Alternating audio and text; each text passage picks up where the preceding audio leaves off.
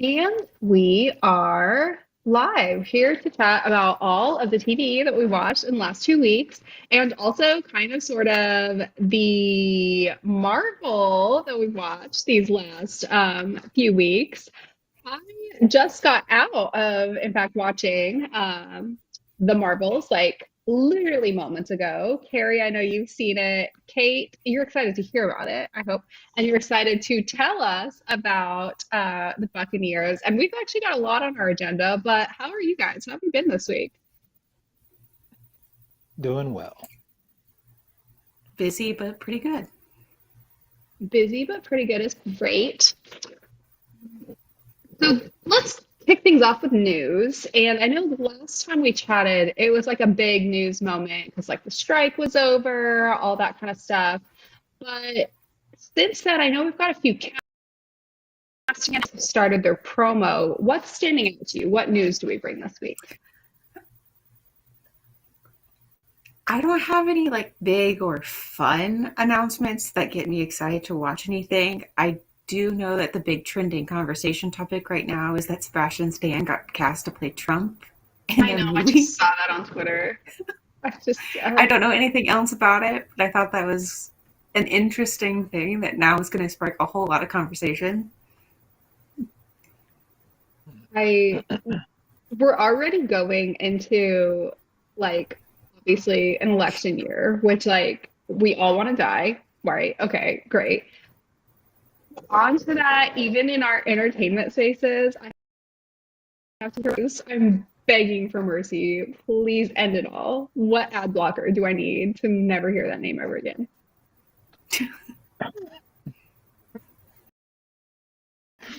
The only thing that I would be interested in is sort of what phase of Trump's life would he be playing? Sort of like the presidential portion or the time Five before million that, years right? ago, would he look like that?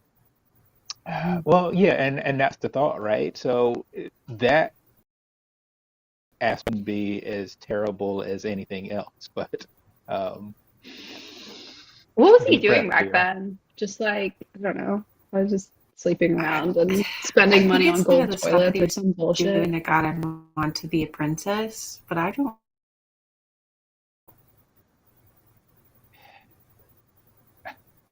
Yeah. I'm not gonna say anything. Deep I'm not sigh. gonna. Yeah, I'm not gonna Let get me in trouble. find my center. Anyways, Now, go ahead, now, Carrie. if you tell me Sebastian had got cast as like a young Luke Skywalker, and they were doing a Luke Skywalker movie after like Return of the Jedi, interest, but not otherwise.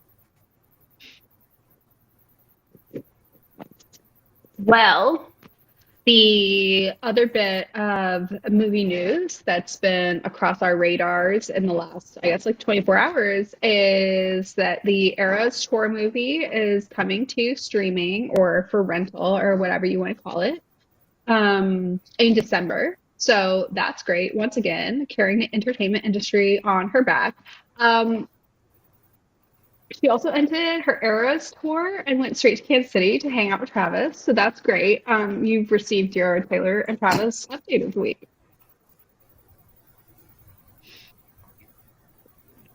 So is she going to like do the trend where people who are like going to stream it, is she probably going to like release any sort of physical copy of this like somewhere down the line, or do you That's a know? great that's a great question. Probably yes. So when I say she ended her Eras tour, that's a bit of like an abbreviation of what happened. She's done for 2023. She picks back up in 2024 with more of the international leg of the tour, and then allegedly so far ends at the end of 2024.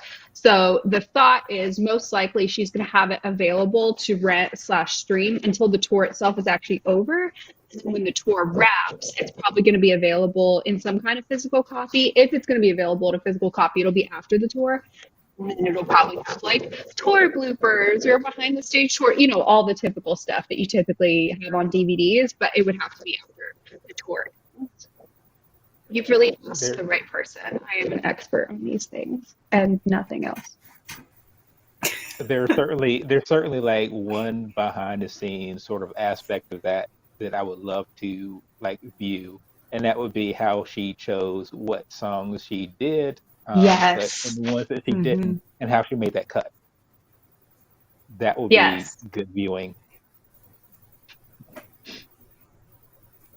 I agree. And especially because her tour set list changed mildly throughout. So she and many artists will do sometimes surprise songs where you have one unique song at each stop. This is not unusual. She's done that previous tours. Many other artists do that. But aside from the surprise songs that she plays acoustic, there were certain changes that she made throughout. So, for example, there was one kind of romantic song. Again, I make the case that like she's never written a true love song, whatever. But there was one kind of like sweeter song that she had written, supposedly about her ex-boyfriend right around the time they broke up. She takes that off the set. She puts a slightly angstier, happy one written note about him in place. So there was that kind of change. Um, right around, I don't remember when it was, but it was right around actually the Kansas City portion of the tour. So middle of summer when she drops Fearless, she adds a song from Fearless to the set. So she adds Long Live because now she owns all the songs from that album. Um, so there's occasionally some changes. And then for her next leg of the tour, she's resetting the surprise song. So like she may play a surprise song for the 2024 leg that she's playing 2023 leg. This is so much more information than you want to know. But making all of those like changes, I'm very curious what the thought process is, or like how she chose, like for illicit affairs to just play the bridge and have that be like a moment and nothing, like it's interesting. I bet. Justice for No Body, No Crime, the song with the Haim sisters. It, it's, I'll be fine. It'll be okay. I'll be all right. I, to be quite honest, it's neither artist's best song. It's just fun to to see them. And every clip I've seen, it's them all three on the riser pillars, and it's just a certain amount of quirky artistry that the Haim sisters really have going for them that I was excited for. But that's totally fine. I get why it's cut, to be honest. It might be a DVD extra because it's not the Yeah. only song that was cut from the movie. Cardigan was as well, which is like a big hit. So Cardigan and No Body, No Crime might end up on there. Invisible String, which was the one that was previously cut. I don't know if they have any recordings of it from the portion when she, did still play that. That may, so there might be bits and pieces there. But Mhm. very excited about that. Any other news before we dive? Marvels. Is this going to be controversial? Are we all going to have the same opinion? I'm very excited about this. There's some a lot of opinions going on about this movie online. I am incredibly interested to hear what you have to say about it.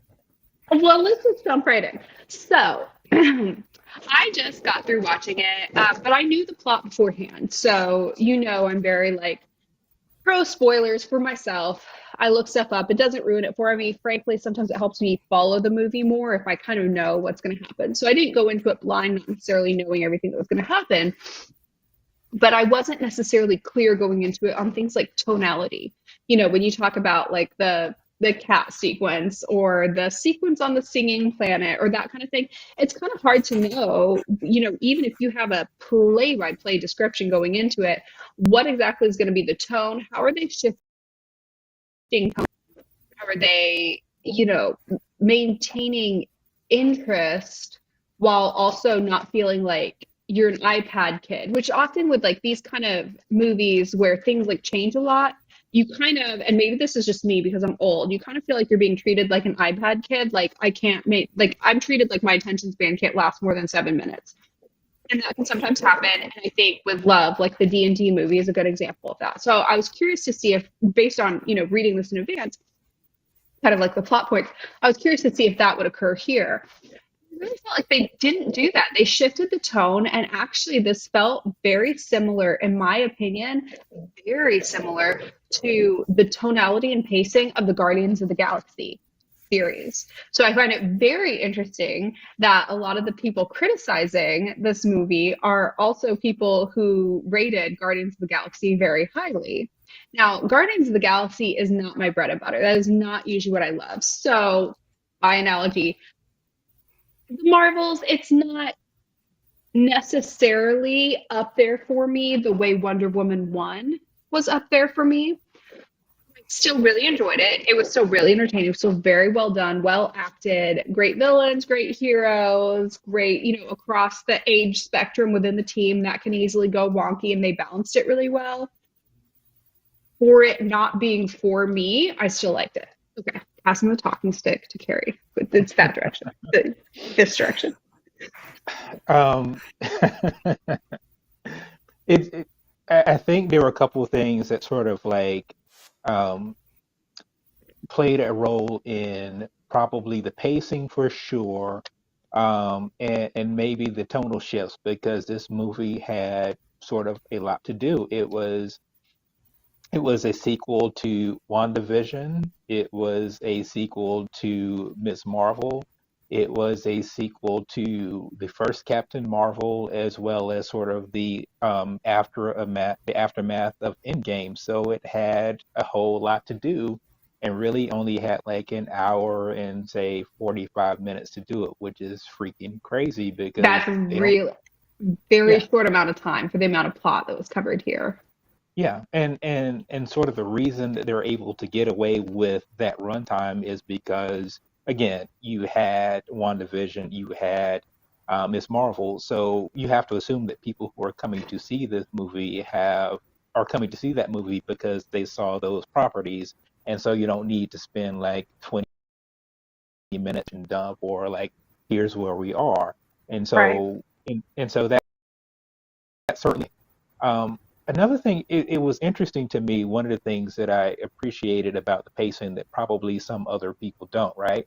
When you go to see a movie, there are going to be acts and there are sort of like emotional points that people have to hit. Hey, so Right. like this one character and who has this really big sort of like holding one character on his pedestal, so you know what's going to happen. They're going to meet, and this hero is not going to live up to what this person thinks they're going to be. And so you have this sort of frustration point where like the hero isn't living up to what this person's vision of them was. And usually you expect that to happen. And of course it happened in this movie, but you did not spend like 20 minutes sort of like marinating on that. And so that can be sort of like a plus and a minus. You could say, well, I would have loved to have spent more time sort of like, digging into what this relationship dynamic was and how this person let someone down and, how they sort of came around to sort of be a better person. You still get those moments, but they're sort of truncated because of the runtime. But my argument for that would be also that even though Kamala Khan is a teenage girl, she's not an airhead, right? And Right. so, and neither is Carol. So both of them dealing with what they're dealing with can be adults in a situation and say, you know what, this was handled terribly. Um, let's figure out a way to do this better without having to deal with the trope of, oh no, you did not live up, and now I have to hate you for this indefinite amount of time that we know will be over by the time the third act comes around. We all know it's going to happen, so let's just get through it like adults. And I appreciated that aspect of it, but I could certainly understand why some people might say, well, we might have wanted to spend more time sort of delving with that. But and it's probably has a lot to do with my age. It's like you get to a certain age, you go to a movie. Do you want to be sitting in it for 2 hours, or do you want to be sitting Right. in it for 3 hours? You calculating when you're going to take your bathroom break or whatever. Hmm. And so the pacing of it was good for me because I sort of like a breezy experience, and this is sort of what the tone of this was for the most part, even though it did have some sort of dramatic moments. So it had an overall breezy tone, which I appreciate, and you had all the background from these other sort of properties which helps tell a more efficient story. So why waste time doing things that you don't have to do or things that sort of will that you don't need to spend time on, or things that you know your audience knows that you're going to get through and work through. So let's just figure out a better, more efficient way to do it. So I appreciated that sort of how they factored into the runtime in terms of getting to these emotional beats and getting beyond them and keeping the story moving. Um, so that's a long way to say that an hour and 45-minute movie is plenty of time to tell a good story if you've got a Yeah. good story to tell and you have people that you sort of like. I know I've always said this, but it's like people who are a good time at a party. You just want to go and sit next to them and listen to stories that they got to tell. And they had a decent story to tell. And the Khan family is fun. Kamala's fun. Yes. She, I They think, I did think she was. such a good job. Yeah, to be honest, I think this felt like her movie, Hmm. in my opinion. Without her, I couldn't imagine what this movie would have been like Hmm. without her, right? So in my estimation, it was her movie. I liked the moments that Carol got to have with Monica, particularly Hmm. all the sort of like stuff that they had to deal with. And I do like, even with the pacing that we had, enough for them to deal with all of the stuff that they had. So even though there was pacing and breezing through some things, they did take the time to deal with that relationship, which I thought was foundational. Yeah. I appreciate the commitment they had to creating dimensionality for their three main characters. And it wasn't so much a literal response to previous criticism of these characters, because I think most previous criticism of these characters is just rooted in your basic racism, misogyny, the intersection of the two, whatever. However, more so it feels inadvertently. Some of the dimensionality that they created for these characters flies in the face of previous accusations. So taking Captain Marvel, for example, she doesn't smile, she's too tough, she's too what in this movie, even though it's very somber, to your point that if Miss Marvel was not there, this would have felt like a very somber and, kind of bogged, darker, which I don't mind darker, but it would have felt very somber. In this movie, even with the comedy and the Guardians of the Galaxy general tone, we get to see her, be broken on one side and feel, bad about what she can and cannot achieve and decisions she's had to make. But then you also see her in that singing planet, whatever the name is. And, she's gone through diplomatic marriage. Congrats, Kate. She's like gone through all of this, you know, background, and not all of it was a failure, not all of it was bad, and some of it was silly, and she can sing and she can wear a dress and dance around, and I appreciated that, you know that scale that they've added to. It's like the previous character they had of her was this, and it was already complex and cool and loved it, whatever, but they didn't just add more dimensionality one direction, they added more dimensionality the other direction as well. And we see the same for Kamala, we see the same for Monica. Like, they're not just, oh, and also she's funny, or and also she's mature. It's both directions for all three of them, and that was really nice. To that point, you mentioned that they were able to push this further because there was that background, the background of, the interactions with Scarlet Witch, the background of the entire, premise of Miss Marvel. Do you think, in contrast to other Marvel movies that have done the same, so Doctor Strange, do you think this took the same approach, a different approach? What's the usage here? What mileage do they get? Is it on plot, characters, tone? I think the benefit that they get from sort of having all that, um, well, it's twofold. In terms of like for like marketing and promoting the movie, it certainly helps when people like know what they're sort of getting into when they go. Um, I think it certainly helps when you were talking about Carol's character in terms of how we sort of was introduced to her and sort of some of the criticisms that she faced in terms of, well, what sort of growth did she have even during the course of her movie, or the bits and pieces that we got of her in Infinity War and Endgame. in Infinity War and Endgame, obviously they weren't her movies, and Captain Marvel was sort of like an introduction movie, and so you got a little bit of that.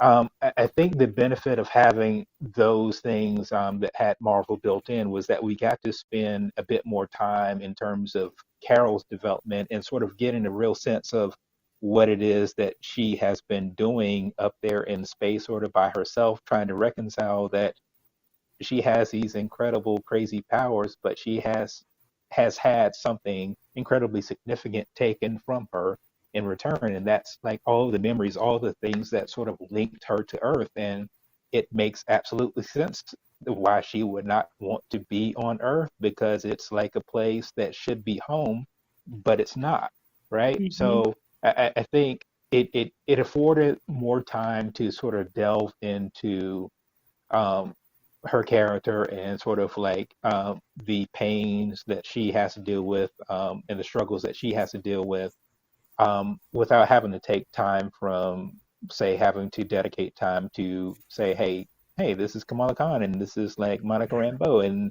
you should remember them because they did this. It's like, no, we're already here. We get to sort of hit the ground running. I sort of equate it to the very first Blade movie, if you're familiar with Wesley Snipes, right? Um, it was an origin movie, but it was an origin movie that didn't take the normal origin tropes in terms of saying, hey, here's this tragic backstory and this is why you should like care about this character and this is what he's up against. The very first scenes in that movie was like, hey, this freaking Blade, get on board. This is a moving train, let's go. And so you sort of feel that momentum and that kinetic energy, and I think that you sort of get that benefit with Captain Marvel, with the Marvels, of having that background. The detriment to that, in my opinion, is there are some key things that happen, particularly um, Secret Wars, Secret Wars, Secret Invasion, whatever it was Mm. with Samuel with Fury's character. There were some specific things that they set up in that limited series that this movie did not take on. And for whatever reason, I think a lot of that had to do with timing. I don't know if that series was supposed to come out when it did, but there were things that were established in that series that sort of made the plot for this movie pretty. It was a detriment to this movie because some of the things that were established in that they either didn't talk about or they pretended like they didn't happen. Like Fury has a wife. We never Hmm. see his wife in this movie. Um, and there Were they was this whole scared to thing. put more women in the movie? I think that these were sort of done like parallel to each other, where it was sort of like Hmm. they didn't have sort of time to compare notes, right? So it's Hmm. like, hey, we're a quarter of a way through this movie, and you're telling us in the series Fury has a wife. Well, we can't go back and put her in here somehow, so it's like we're just going to pretend it didn't happen. A Um, lack of communication between Marvel projects? I know, right? Never. And it was incredibly pronounced here. So you have that. And then the story of that show was the fact that the scrolls were looking for this place to live. And then in Hmm. this movie we see that they live there's a group of scrolls that live in this paradise. So it doesn't make sense. So there were a lot of plot points from that sort of made didn't make any sense in the Marvels, but there were plenty of things that happened in WandaVision, things that happened in Miss Marvel. I don't want to say that made up for it, but it's like you have to have picked. Okay, we're going to take these things and include them, which is easier to do since they already happen, as opposed to something that was sort of happening at the same time. And so that was a bit of a miss, but that certainly has more to do with, like Kate said, Marvel's lack of communication and not so much trying to get this movie made. Um, that was a long-winded way of trying to answer the question. I think it was beneficial to have those properties, but there was also a detriment to it. Yeah. I think I think what's interesting to me is the transition from the previous properties to this movie. felt less direct than what was done in Doctor Strange with Wanda's presence. Here, it was a lot more conceptual and I think potentially more successful. With that being said, that the tie-in of Wanda and Doctor Strange, I enjoyed quite a lot, and we don't necessarily get that same payoff in this movie, which presence other than the presence of Kamala, which is great. And again, like you said, makes the movie, but it's not necessarily in the same way a continued plot line in that her season still stands alone without necessarily this continued plot line. It's more a continued character development. Same for Monica's presence in WandaVision and now carrying over to here. It's continued character development. The build up is a bit more abstract. I appreciate that. It's not as immediately gratifying. It feels less fan servicey and more a matter of thoughtful continuance of a person. And it makes the self-sacrifice, the layers of self-sacrifice that we see at the end of this feel gratifying and sensible rather than just somebody looked up heroism in the dictionary and tried to represent that at the end of this movie. It really feels unique. The character choices feel unique to the characters themselves by the end of the movie. I'm curious, Kate, you correct me if I'm wrong, you haven't seen the movie. I have not.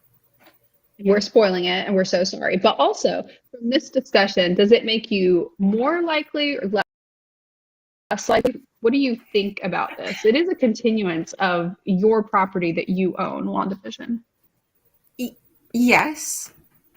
Yes. However, the other two main properties that kind of influence, I have not seen. So I haven't seen the previous Marvel and I haven't seen Miss Marvel.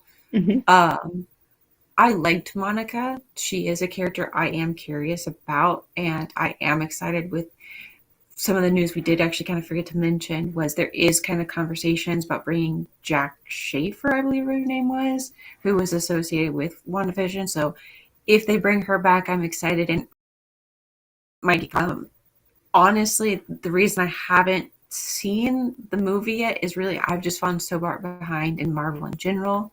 So there's tons of stuff I'm Marvel has missing. fallen behind on Marvel in general. Yeah. So, I mean, maybe, but it's also,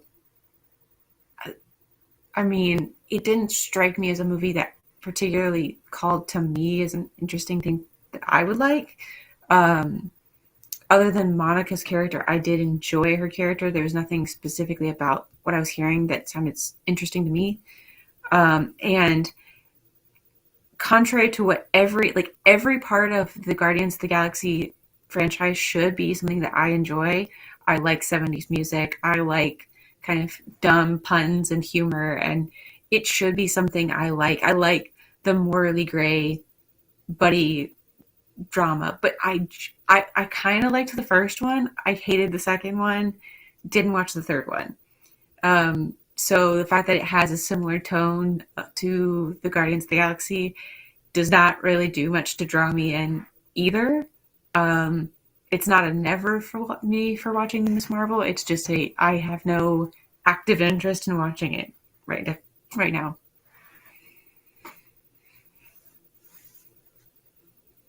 I'm trying to think of what I would say to counter that. No, and to your point about sort of being, it is the thing that's great about Marvel is also the thing that hinders it, right? Because it's so connected, you always feel like you have to be sort of up to date on things to follow things, and this movie is obviously no different. It's one of the things that helps tell the story better, but it's also like, well, if you haven't been up to date on those other properties, then you're going to go and say, well, I'm not going to watch this until either I do or I'm just too far behind. I don't care. So there is that part of it too. And I don't know what the answer to that conundrum is, particularly if you're trying to sort of like continue your legacy of making blockbuster movies, because most people now are just going to say, I'll wait till it's on Disney Plus, which is fine for the viewer, but it because I know a lot of folks, a lot of people that I know who would say the same thing about, well, they'll just wait till this comes out on Disney Plus, which is fine for them. But I think the issue it creates is when people make these kinds of movies and they don't do well at the box office, and guess what happens? They don't get made, right? So that's sort of the other part of it. And I'm not going to tell, I mean, how am I supposed to tell someone? It's like, no, you have to absolutely watch all these hundred other things so you'll understand this 5 second plot point. Mm. Um, but I'm also the same person who still hasn't seen Guardians of the Galaxy 3, and I probably won't. And it's just there's just so much stuff, man. It's like, how do you keep up with it all? It feels like there's so much, even though supposedly we're in an entertainment drought right now. And for a while, it felt like we were because we weren't hearing the promotion of these things. And that's kind of the elephant in the room with the Marvels is they weren't able to promote it for the longest time. So now it's basically being released without promotion. So there's nothing to counter the typical reaction that we're all familiar with whenever there is a comic book movie or any kind of property that is female led, has women of color, especially, there's this innate, strike be damned. There are the critics who will come up and, counter it. And without the promotion that we would expect for this kind of property, there's limited, on both sides. So for me, even though this doesn't feel like it was necessarily made for me because it was that Guardians tone, I still enjoyed it way more than I enjoyed Guardians because, it's kind of a split there. The typical Guardians viewer and the typical Captain Marvel or Miss Marvel or the Marvels viewer feels like a very different person. But with that tonal, similarity, I would expect critical reaction to the two to be the same, and it's just not. And I think that that's really just, I said sexism and misogyny already. I think it's just that in play. But Yeah, there are people who will innately not necessarily care for this genre in the way that there's people who won't necessarily care for Marvel, DC, and comic franchises in general. yeah. There was an incredibly vocal crowd, and I don't know if it's big or small. It's just sort of one of those deals where you always hear like, you know, the crankiest group. But there was a group of vocal folks who were never going to see this movie no matter what, right?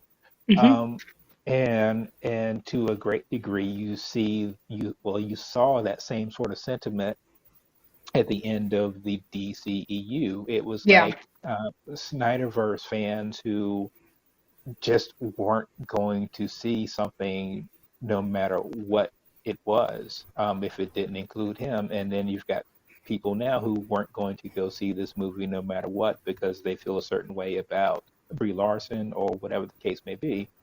Um, and I don't know how you combat that. You would hope and assume that people would go and watch a movie and make up their own mind, but I don't. There's a storm of so many different things that were happening when this movie came out. Like you said, there was the Hmm. inability to promote it. There was this incredible flash of folks who just were never going to see it, and they were loud. And I don't know. I don't know. I don't know. Which is the last two things I will say, or the last thing I'll say about this movie is there are two post-credit scenes that are earth-shattering and groundbreaking for Hmm. the MCU, and it's just amazing. I'm pretty sure even the people who did not see this movie know what we're talking about. Hmm. But the point is, these two foundational shifts, these two fantastic post-credit scenes that basically are going to change the MCU, happen in a movie that probably grossed the least amount of money that any of these movies have made. That feels kind of strange. It does. It feels strange, and it feels like the the overlap of limited promotion, limited to no promotion, and the perfect storm of everybody felt, free and clear to pull out your, 2010 to 2012 bargain brand response to women superheroes, just a regression of 10 to 15 years, and felt, free and clear to do that. Really came as a perfect storm because this is a great movie. It's very good. I enjoyed it without it even being my target genre. Similar to the way that I enjoyed the D&D movie without it being my target genre. But I like this one more. It's unfortunate, but it feels expected at this point. Last Hate. thing I'll say. Well, go I'm sorry.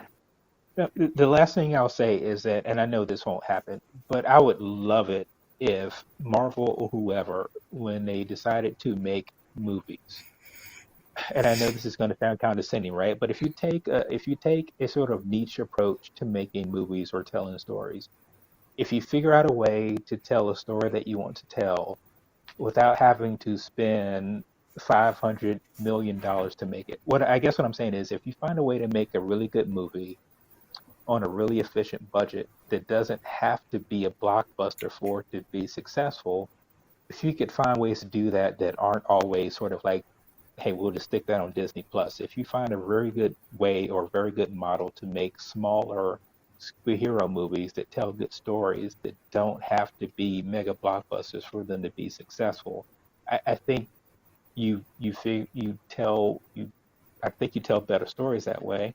I think your investors feel better because you're still turning a profit, and you sort of opportunity for more stories to be told, for more characters to be introduced, and they don't always have to be interconnected. But I think it takes away the stigma of, hey, this movie didn't make $1 billion. Every movie doesn't have to make $1 billion, and I think that's the issue that Marvel has, and I'm pretty sure it's probably going to be the one that DC is going to see. Those days are they're going to be $1 billion movies, but they're not all going to be $1 billion movies. And that doesn't mean it's a failure. That just means you have a different model. I agree with that. I agree with the model of let's cover other parts of the scale other than the straight to Disney limited series or movie and the blockbuster that has to be the top grossing film of the year and biggest budget of the year. Kate, you did not watch this movie, but you did watch some things these last 2 weeks. How about you kick off our segment to watch this week? So I watched The Buccaneers and Critical Role. Critical Role, love it as always. The most recent episode was a really deeply emotional episode because somebody literally blew themselves up and now they're all dealing with the consequences of a reckless action that is tearing the team apart in wonderful character ways, but it's also like, you guys have to save the world. Please get it together. The Buccaneers. That, to quote Cammie, I'm here for a long time, not a good time. Okay? I am enjoying watching it, but it's a whole lot of secondhand embarrassment level of cringing and just frustration while watching. I've I've mentioned it's seen based nothing on but a good about it so far. I've seen some buzz on yes, social media and it's all been good. yes. So to be clear, it's because I am a person that does not like infidelity storylines, love triangle storylines, and I get very deeply frustrated watching people do like vile things, and I Hmm. become very agitated watching one person and defensive of another. And it's really hard when none of them are good people. So it's a fascinating show to watch because I enjoy watching very complicated characters. Um, Add in the fact that with reading the unfinished novel, I know the context that basically the entire point is her kind of taking the idealistic uh, New York girls go to London to marry into the nobility, and the nobility gets rich, and it's perfect. It's a perfect concept and whatever, and it's supposed to be happily ever after. And every single relationship that one of these girls enters into as soon as they kind of say yes and lock themselves in for life, it starts to crumble and fall apart. And Naturally. there's several relationships that are kind of being explored, but there's the two that are really important. Involves Nan, who is the young girl, and her fiance Theo, and the guy who's in love with her, Guy. And Guy and Theo are childhood best friends, and Guy needed money, so he started to like flirt with all the American girls at the beginning because he needed money, but he actually fell in love with her. But he kind of had to run away for different circumstances. She was hurt, and then she fell in love with Theo, not realizing that he was a duke. They got engaged. Found out she found out he was a duke after she said yes, and now Theo is starting to show some of his true colors of being a little bit jealous and a little bit like a little too traditional for her very Okay. American sensibilities. Yep. And there's tensions. But they haven't really had to confront that directly yet. But then there's the guy of the matter, and he's come in and confessed his love for her and just thrown a wrench in the matter. And that is a mess in itself. But the problem is, I read the book. I read the book where you never like That Theo. was your He sucks first the end. mistake. That was my first mistake. I've never regretted reading a book more in my life. Like, I liked reading the book, but it has completely tainted how I watch the show because I know Theo sucks. But they've done a really good job of introducing him as a really great guy. I mean, I was watching the first 4 episodes going, I can't. I know he's going to be awful, but he's really, really good right now. I really like him. And it doesn't help that the Wait, two was he the actors, Duke? I'm trying to follow. He's the Duke. yes, No? Theo's Yes. the Okay, Duke. I am Yeah. following. Okay, great. So Theo doesn't want to marry a girl who's just after his title, his money. So he's a painter and everything else. Now in the book he was he likes to fix clocks. I understand why they changed it to painter. But I think Fox um is so much better. I Is it yes, not? because Am I we crazy? okay, we Yeah. understand. I Yeah. understand. However, I understand for a general audience why they changed it. Girls are into Well, artists too much. I cannot express to you enough. You got to I let the artist thing go. Not you. I You get it, agree. Kate. You get I get it. However, um, Clock Tinkerer Theo from the book sucks. So I don't care. It's a okay. completely different character, Fair. to be honest. so Um, question. yes.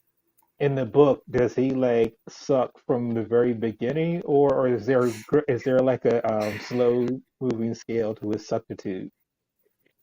So in both the book and the show, they meet on a beach. There are very few people around, and so their guards are down. It's their most vulnerable and true version of themselves that you're ever going to be able to meet each other in that kind of time period. And so she doesn't know he's a duke because she just doesn't know the society over there. And he doesn't know her because they've never been introduced. And so they just kind of talk as people would talk like meeting on the street in extreme work to like each other because of that. He goes and finds her and proposes, and you don't see in the book why she accepts. You don't even see the proposal. You just see from that meeting, skip, skip, skip, and then they're married, and she's like is already regretting it. So you barely ever get to see Theo be nice or good. You just skip forward where she is a young bride in a very repressive family with her husband and her mother-in-law basically badgering her into conforming to English society, criticizing her for not being able to carry a child, X, Y, and Z. It's dark, um, and it is immediate switch. Now, because it was an unfinished novel, I would assume that there was actually probably a little bit more gradual that there was going to be added in between, depending on how she was planning on writing this as a progression. Um, but that's the material that you have for the book.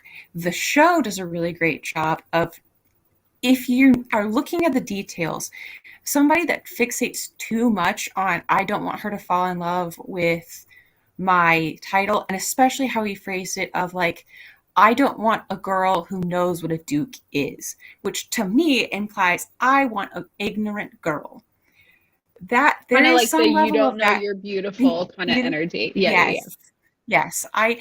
There is a level of that that's still in the show that is phrased in such a way that they'll be able to twist it later to become a problem.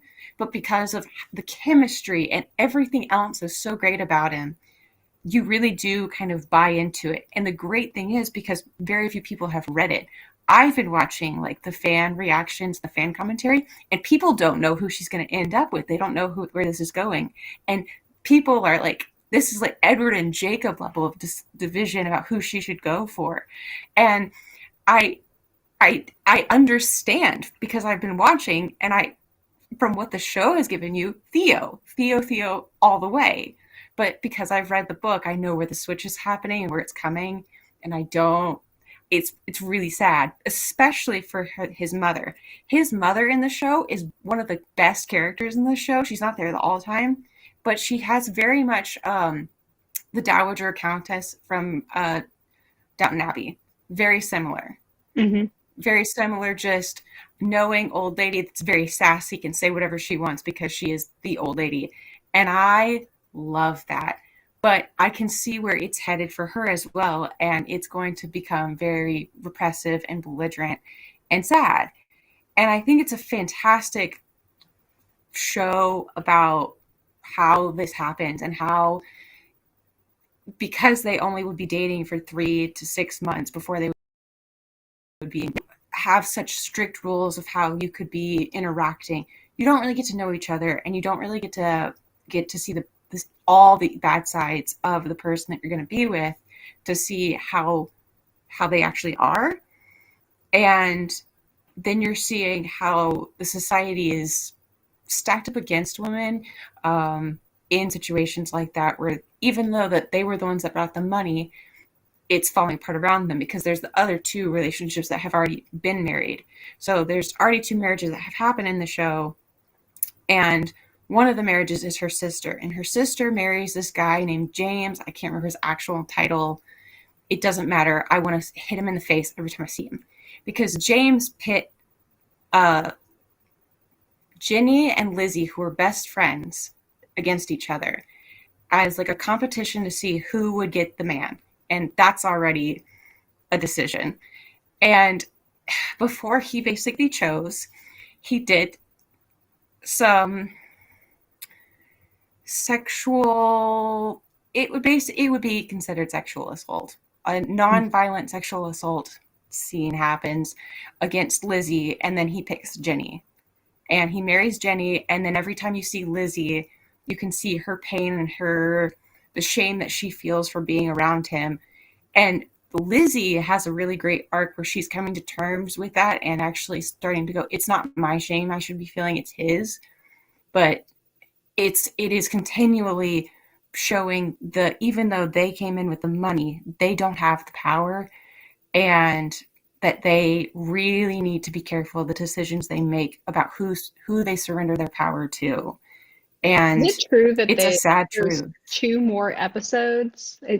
I believe I saw that there's like a finale right before our next. I think so. So I think there's 8 episodes. I haven't started watching 6 yet, but there's 8. So I've watched Okay. through 5. Okay. And then last time we talked, I think you'd watched through 4 maybe or so. I'd watched through 3. So I've watched Okay. the 2 or 4 and 5 after that. Would you say it's gotten better in the middle of the season? Like, is this something, because you recall last time I was like trying to weigh, like, do I dive into this? Like, I'm pretty much sold. Mm-hmm. Do you still have the same recommendation of like, yes, this is absolutely I, something to watch even yes. through the middle? I recommend watching it because it is a good quality show. It checks all of the boxes of visuals, like acting, chemistry.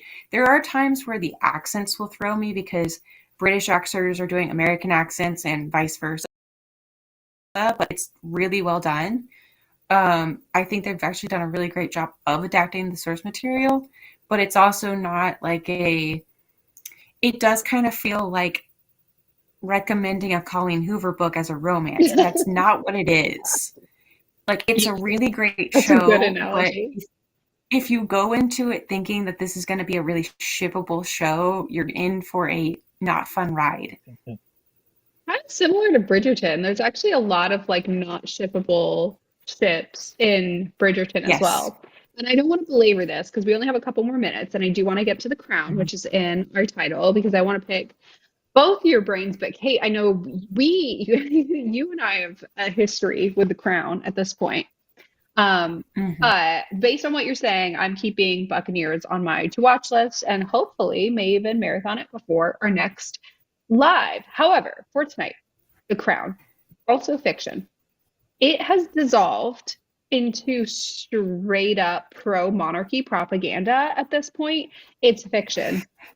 And I know what you're thinking. It's been fiction this whole time. They've elaborated, they've changed things, blah, blah, blah. I know that. I know that. However, it's been kind of the way they've changed things and the way they've played with things has kind of been not so much agenda driven as it was elevate things, make it more. Sorry, somebody's trying to call me. For why? Stop it. Um, they tried to make it like over the top and plotty and pacey, right? This point, and this kind of started with that one Charles centric episode that you might recall, I think it was last season, that really just set me over the top, where they were like, Charles does all this charity work and Charles is, and I'm like, absolutely not, right? In this sequence of 4 episodes kicking off the final season, they have pretty much just written pro Charles fan fiction, and none of it is based in reality. So obviously, so far in this season, we have seen Diana pass via car crash. So they've got right into it and they're getting right into the aftermath. And they've just taken wild liberties of like, well, Charles still loved her, and Charles was the one advocating for the family to go to the funeral, and Charles had nothing to do with it. The royal family murdered her, and we all know that here in the States, but whatever. Charles had nothing to do with it. And, he was just thinking of the boys and he was trying to be the best dad and just all this bullshit propaganda. And they will throw everybody else under the bus to make it happen. And like, obviously, I've had my issues with how they portrayed Diana thus far. And some of it in the previous seasons, we could chalk up to like, they're just trying to make her like a realistic, like layered character. Like sometimes she is dramatic or sometimes she isn't, whatever, right? Fine. This isn't even about how they portrayed Diana. Obviously, Charles, issues with him. Also, how they portrayed the boys. Also, how they portrayed Dodi, who was Diana's lover at the time, the Arab man who also passed in the car crash. They portrayed him as just kind of small and immature. They portrayed him as, just kind of trying to get Diana's attention, even though she didn't like him. They portrayed him as trying to, propose to her when she didn't want to marry him. Over the top embellishments in order to try to make him seem small in a way that is not at all grounded in what actually happened. And it just reeks of pro monarchy propaganda in a way that previous seasons either they did and I was just blind to it because the pro monarchy propaganda was taking a Queen Elizabeth pro monarchy turn and I was willing to turn a blind eye to it. I'm not a Queen Elizabeth stan, by the way, either. She is part of a system that's wreaking havoc on everything. She did very little to stop it. She has a history of pro colonizing, pro racism, pro everything, right? Not a Queen Elizabeth stan. However, I apparently turned a blind eye to it prior to this. That's on me. Not turning a blind eye to it this season. And the way it's also transferring to William makes me think that this is really just propping up the crown. Now, with this latest season, however, they have stopped propping up Elizabeth to the point of there's one little sequence where they barely kind of maybe almost sort of hint at like maybe she didn't handle Diana's death the way she should have. She killed her. So of course she didn't handle Diana's death the way she should have. But in this, they kind of maybe like, oh, almost maybe the queen wasn't perfect. And they're doing that even to prop up Charles and William. Absolutely not. I'll be seated for the final 4 episodes, however. I'm pretty sure two things. I see the Kate notification. but I'm pretty sure I've asked you this question before, right? And it's always when I'm hearing about a story, it's like who's telling the story and what's the message they're trying to get across. And it seems pretty freaking clear what this is, right?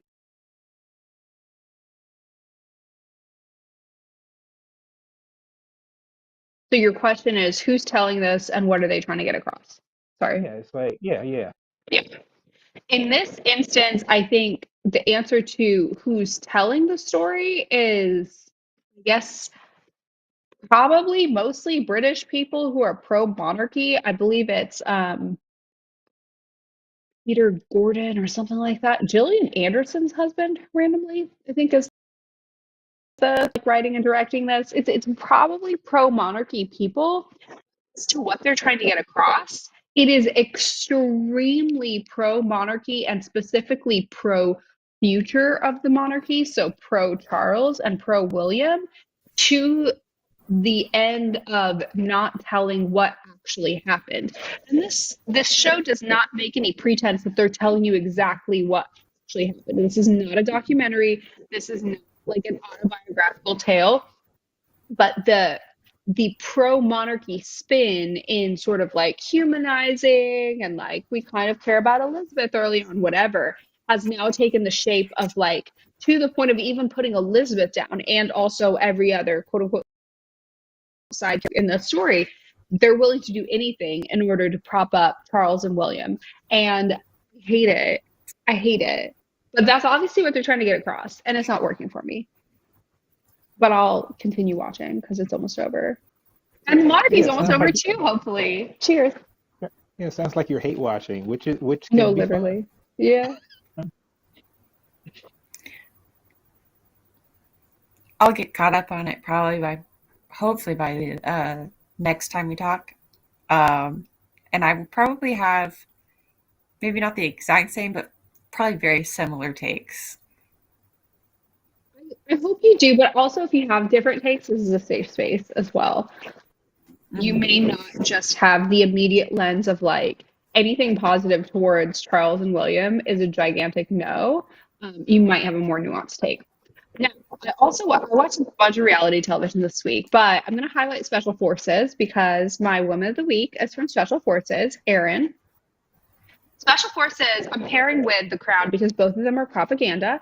Special Forces is military propaganda where they take a bunch of celebrities and they put them through Special Forces training, MI6 training, whatever, see if they can make it through, blah, blah, blah. It's been propaganda this entire time of like the toughest people in the world are military and they're doing anything to protect each other and to protect you and like that kind of stuff. And it's like, okay, got it. Like yeehaw and flags and whatever, right? And it's also like MI6, so it's not even specific to America, but it's all Americans and it's very clearly like specific to America. Anyways, however, they make it to the end, and up until this point, they've like consensually abused the participants, right? They've gone through like tough physical training stuff, but it's also like being yelled at, being lied to, crappy food, get your sleep interrupted. The lying to and the manipulation was like pretty intense, I would say, in the way that like if you watch a lot of reality shows, you know that like producers lie to you and they'll tell you know like if you're like stepping up and it makes you look good, they might tell you like, oh, you're being too much, you're being too aggressive because they actually want you to look bad and they want people to like you less. So that was kind of like a story line for one of the people throughout. One of the girls was lied to and it got her to quit basically like 6 hours before the end. So there's a lot of that. And it's whatever. Money's not on the line here and they're celebrities. So like you kind of don't really care that much anyways. But all of these people have like really thoroughly, you know, abused the participants, which is, you know, what they signed up for. And then at the end, the ones who like make it, the final ones who make it, and they because it's not like one single winner. It's like a set can win if you make it through and a set wins. They were like, now, you know, they're going to see this as like the best experience. They're going to be so grateful to what, and it was like so textbook like abuse language. It was kind of crazy. Anyways, great season. And Erin is my woman of the week. She is an Olympic speed skater who went on this and just carried herself so well throughout. And by carried herself so well throughout, I mean she did not engage, basically just like shut it down, disassociated. Anytime they were talking to her, she was not listening. As she was right to not listen unless it was meaningful information that she needed to know. She did the challenges, did pretty well, but not like perfect all the challenges. But she didn't quit when she did bad. It was almost like she didn't have any reaction whether she did good. She didn't like get on an emotional high when she did bad. She didn't get on an emotional low. She just like went through it. They tried to, they did like weird manipulation with food for her. Didn't work. She just stayed the course, made it to the end, and then when they were congratulating her, she was just sort of like was not like giving them the like, oh my goodness that they wanted. I love that for her. She was great. All right, who are your women of the week? I'll let Kate go first. Okay. So mine, I mean, I could pull one from, there are several I could pull, but I'm going to go with Mrs. St. George from the Buccaneers. And this, if anything, will help convince you to watch Cammie. So episode 4 was her episode, and not really in like actual framing, but this is her, she was MVP. It was her Mrs. Bennet isn't bad moment to Oh, shine. good. Yes. So the girls return to New York for a little while and take their guys, their boyfriends, their fiancés back. And there's a dance and they're all celebrating all the engagements. Great. The dad sucks. I mean, all the guys have a really big, and not like small little issues that are annoying. They have very big moral issues that cause deep, deep problems within their families and relationships. And he is just as bad as any of them. He had cheated on her, and that's the whole. Nan is actually not her biological daughter. Nan didn't know this growing up. Her sister, in a vindictive streak, told her. Nan is a very honest person and is struggling with this because she feels like she's living a lie, and confronts her mother about it. So there is a moment where the mother and daughter clash, and it's this mother dealing with her upset daughters and managing the expectations of a party, of the entire society, eyes on her, of this new money family coming up, and managing her husband acting infantile and sad and upset for his own mistakes. And it's just this shining moment of, yes, she's a quote silly whims and everything else, but it's that great moment of, you may not always agree with the choices she makes, and you may not always think that she is making the best tactical decision, but all of her decisions, every single one, is for the protection and betterment of her children. And she is a fierce, fierce protector, and she will not crumple when it comes to her kids. And I adored that episode because of that. She has a lot of Mrs. Bennet in her, and it was a great kind of redemption for that type of character. Really well done for how sad that episode was and how it made you feel about her. It was really well done. And so I love her now. That did make me want to watch it more. You're correct. Mm-hmm. And I'm saying, Carrie? All right, I have two women of the week Okay. from the series finale of Fear the Walking Dead.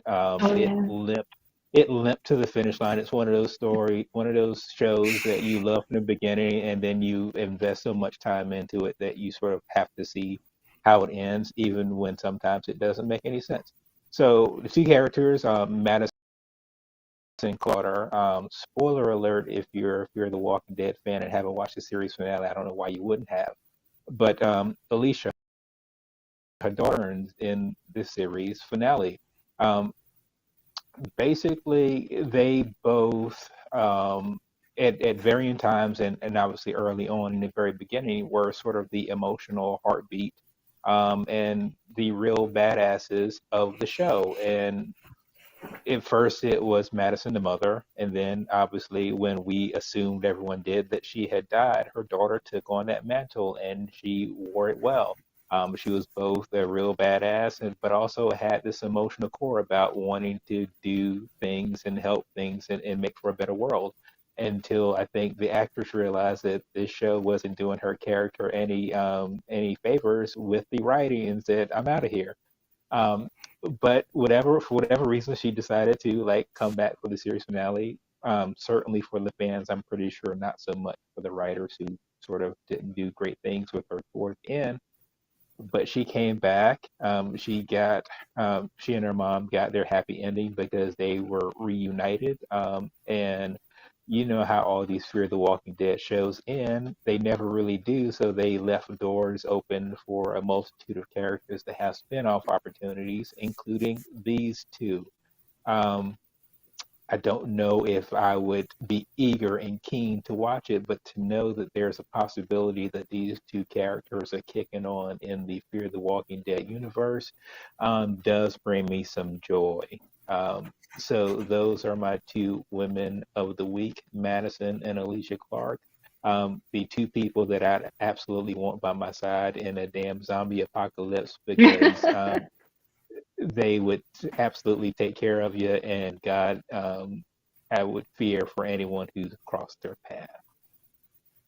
I love seeing a mother-daughter pairing where both are badass as well and like healthy and like get along kind of thing. Like love that. That is a rare treat. Even for a show limping across the finish line. That is a nice presence to have. Absolutely. Well, thank you all for joining me and for staying overtime. This was great. Kick off the Christmas season with some fun. I will talk to you in 2 weeks. I think that's, what is it, like December 13th or something like that? Yeah. Maybe we'll be talking Buccaneers finale. Maybe we'll be talking more reality shows. Maybe we'll be talking any of the many things coming out between now and then. I will talk to you then. Bye.